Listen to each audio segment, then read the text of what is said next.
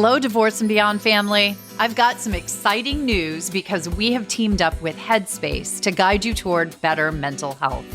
With Headspace's meditation, mindfulness tools, and mental health support, you're set for a journey to a happier, healthier you. And there's more because if you sign up through our exclusive link, you'll enjoy 2 weeks of Headspace membership for free. So don't miss out on this opportunity to embrace your well-being. You can check out the show notes for the link or just go to divorcebeyond.com/headspace-Susan. And you'll be able to start your path to peace and joy today. This is just one more way that we can support you on your journey to a better beyond. Coming up on today's episode of the Divorce and Beyond podcast. What is the culture around divorce nowadays? Of course, like you said, it is still something difficult to go through, but there does seem to be more wide acceptance, not only on kind of a moral level amongst all Americans, but also in terms of treating it as another life milestone.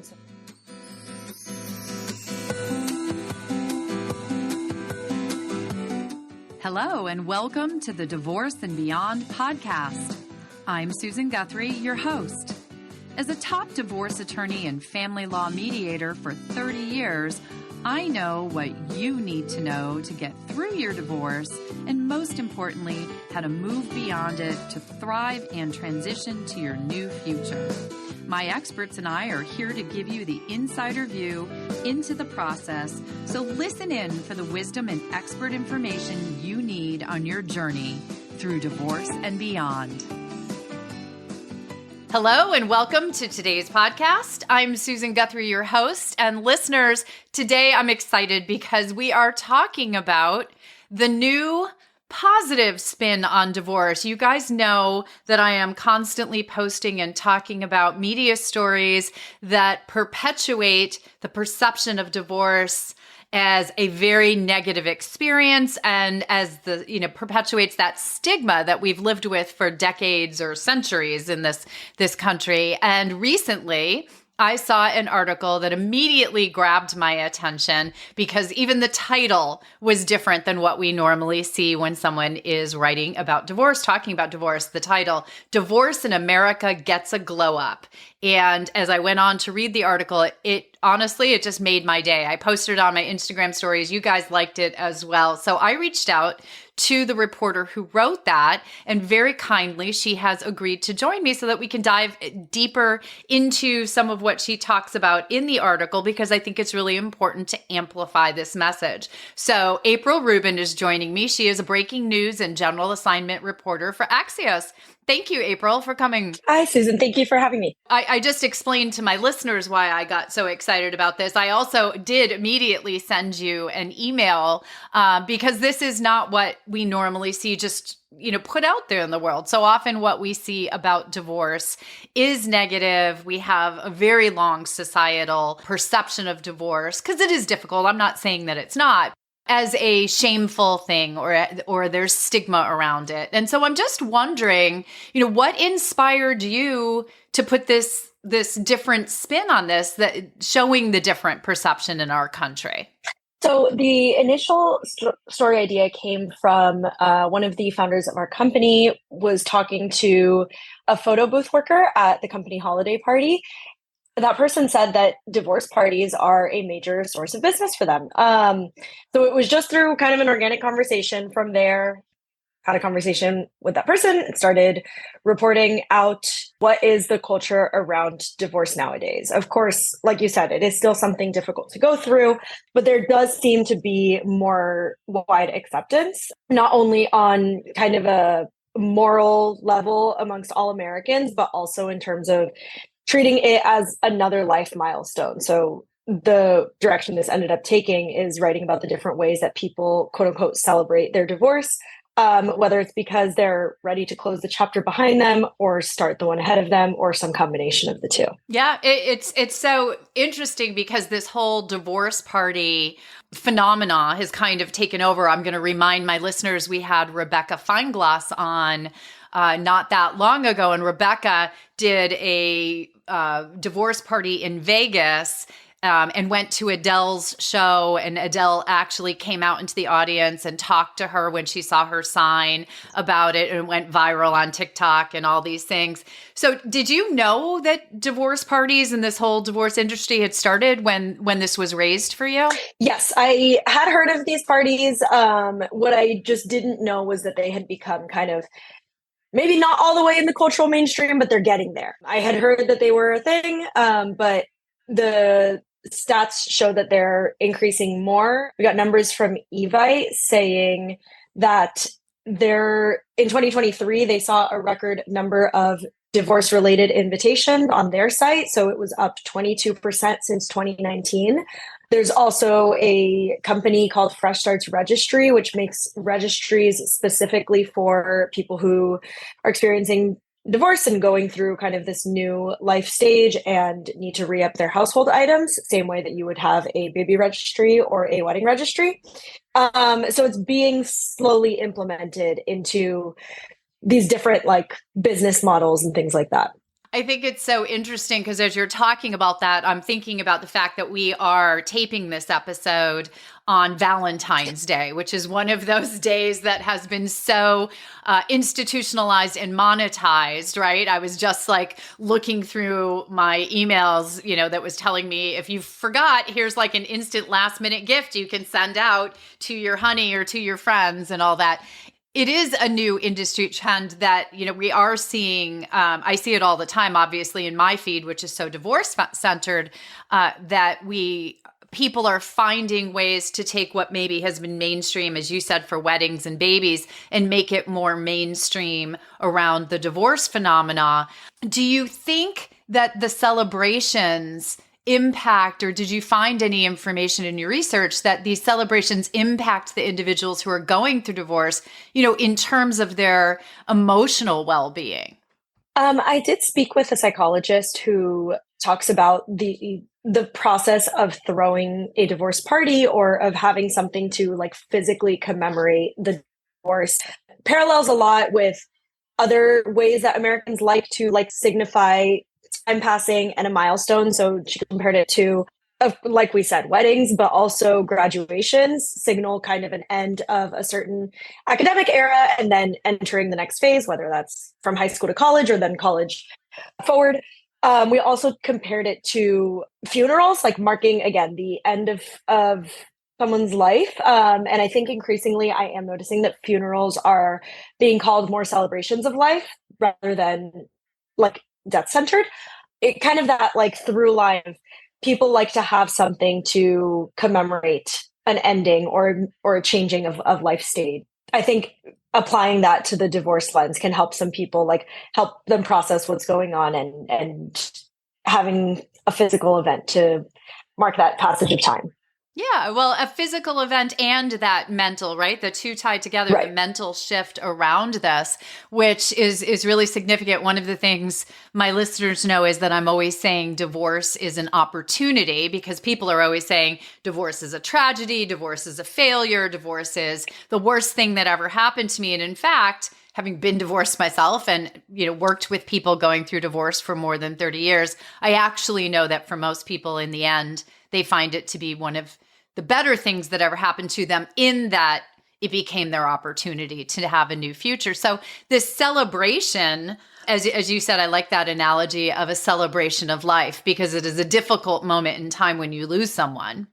But when you celebrate their life, as you might be celebrating the new future you have at the time of a divorce, there's an internal and an external shift, which feels, very positive. I know you noted in the article as well that digital culture, we live in such a digital world. I've already referenced, my feed and Rebecca going viral on TikTok with her Adele divorce party.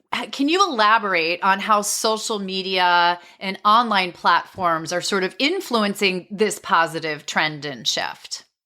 Yeah, one of the examples that came up for us when talking about social media was, it might sound funny, but divorce dad rock as a music genre. And it just like examples like this showing that it's more natural to think about it as a concept. We saw that hashtag divorce party has a lot of posts on Instagram. The other thing about social media, this is kind of more general, is that it exposes us to people who are living all these sorts of different worldviews. And so if your experience growing up with divorce was just a particular one, maybe a more taboo one, it can expose you to the various ways that people experience it, or even the reasons behind it. So just being more connected as a world helps kind of mitigate some of that taboo, I think, around a lot of things. And this is just one of the examples. Yeah, that's actually, I've never thought of that. I'm so glad you said it, because I think that we've always lived in a world prior to the explosion of social media. And in some ways, it's not great that we're exposed to so many different things all the time, because there's no filter on Instagram or any of those things that keeps certain content out.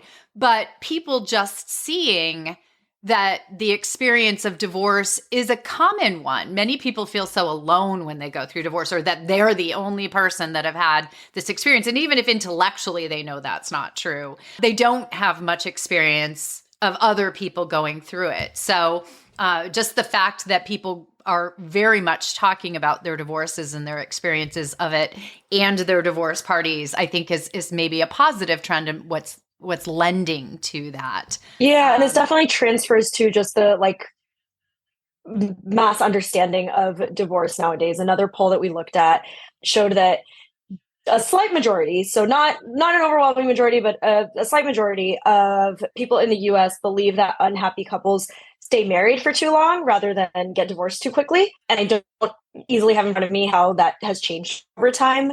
The fact that 55% of all adults think that couples should get divorced when they're unhappy, or are pushing off the divorce unnecessarily, shows how it's being considered in the cultural consciousness. Yeah, actually, I think that's a really significant point. I remembered when I first read the article, that really jumped out at me, because it's an absolute shift from, I've been in divorce world, divorce practice for 30 plus years. 30 years ago, that was definitely not the norm. Other statistic that sticks out is 80% of Americans saying divorce is morally acceptable, compared to 13% saying it's morally wrong. And this is in kind of a ranking of other items or practices that have been considered taboo. The only thing above divorce in this list is birth control, with 92% of Americans saying that it's morally acceptable, and then 5% saying it's morally wrong. And this is one of those things that I'm sure has changed over time. Oh, I mean, those are huge numbers. To say that the only thing above it is birth control, and I'm delighted to hear that so many, such a large percentage of people approve of birth control, but that to have divorce be considered morally acceptable is, I mean, even remember 30 years ago, right, when I first started practicing, that I was dealing with clients who very often were facing so much of the stigma and shame around it, from a cultural perspective, from a religious perspective, from their family of origin perspective. There was just a lot, and a lot of negativity around it, which contributed to the shame. Because that's one thing we hear so many people talking about, is that they feel ashamed that their marriage failed, that they failed to keep their marriage intact. And in fact, that's one of the reasons why I'm always wanting to talk about the fact that it's not a failure. It's a relationship that for whatever period of time may have served, but not all relationships. We break up with people we date, and we don't consider that some moral failing, but for some reason, when we've taken it to this legal level of marriage, when that doesn't work out and people for whatever reasons need to move on, we don't give them the same grace. So it's actually refreshing and important, I think, in the world we live in, when 40% of marriages end in divorce, roughly, I think, first marriages anyway, that we start giving people some of that grace. Yes, I did find that stat from years back. This goes back to 2017, when 73% of Americans felt that divorce was morally acceptable. So from 2017 to 2023, I believe that increased from 73% to 81%. or to 2022. Yeah, that's a huge jump in a very short period of time for societal. We usually creep along like caterpillars as a society to change. So that's from 2017 to 2022. So in 5 years, it increased from 73% to 81%, finding it morally acceptable. And I think with that is where these cultural habits come from, because as it's more accepted, celebration is not cast in a bad light. That's a very significant and quick shift, and we're continuing to see, I think, shifts. I'm wondering what kind of reaction you've gotten to this article. Obviously, I reached out, and I've noticed other outlets reposting other media outlets reposting your article or some version of it. I'm just wondering what your readers, what Axios has found. On the audience reaction front, it's been pretty positive. I think a lot of people have, similar to you, were kind of refreshed to see this lens. There also was responses from folks who said, divorce affected me in a way that is difficult. And I think that still remains true. Both things can be true. It can be a difficult experience to go through and be more culturally accepted, and new, basically commodification is coming with that. And you just mentioned that commercialization, because I do think anytime we have these successful commercialization of a trend in the United States, I think we'll see more of that commercialization. People want to earn a living. So were you seeing in your research, any other areas? We talked about the divorce parties, and so that was Evite, and we've seen other areas. Did you see any emerging areas where the post-divorce glow up might be happening? Mostly we touched on this like celebration aspect of things, but something else that did come up out of it, which is a little bit less on the commodification front actually, is finding new community out of a divorce. So a lot of, with one of the folks I talked about, we talked about how you often lose people in your life, whether it was other like couple friends that you had or other parents in the circle, if you have kids, things like that. Out of this acceptance and out of maybe like a version of celebration or whatever it is to the person, hopefully also with that comes a shift where people stay in divorcees' lives. As we've established, divorce can be a tough thing to go through, and then losing your sense of community along with that makes it even harder. So inviting folks to celebrate with you, whether that's on a larger scale or just a small scale, like I need support through this. I think that is what people are seeing as a byproduct of like the acceptance of divorce. Yeah, I love that. I think you just said something earlier that I want to leave my listeners with, which is, you heard people saying divorce was a really difficult thing for me. And it was also, it doesn't have to have that negative social stigma around it. It doesn't have to be, in the end, the worst thing that ever happened. You can have one of my friends who's been on the show several times, Elizabeth Cohen, is a psychologist, and she calls it the golden and. It can be really hard and difficult. And the golden and, it can also be one of the best things that will happen to you, or at least something that sets you on that new opportunity, that new future. And that can be something to be celebrated as you enter into the next life phase. So April, I want to thank you personally as somebody who really spends a lot of my professional time trying to shift that societal norm, that you did this article, you did it so gracefully and with, real facts and statistics, not just feelings, but those as well. And that you put out this positive perspective of where divorce may be going for people, how the divorce glow up and the divorce party and celebration can actually be something that helps people maybe as a part of their journey. So thank you so much for doing that, writing your article, and for joining me to talk about it here today. Yeah, I'm glad it resonated with so many people, and I'm glad to be here. Thank you. Thank you. And for the listeners, there will, of course, be a link to April's article in the show notes. So go there. Let me know what your post-divorce party looked like, or what your post-divorce glow up was, if anything in this episode resonates for you. And thanks for joining us. Thank you for joining me today on the Divorce and Beyond podcast. I hope you found some information and inspiration to help you on this journey. Please join me every Monday at 6 a.m. Eastern Standard Time for a new episode. And if you like the show, please take the time to subscribe and leave me a 5-star review on iTunes. You can also find more information on the website at divorceandbeyondpod.com, where you'll find links to the YouTube channel, transcripts of the episodes, and other bonus content. So I'll see you next week to help you move through your divorce and beyond.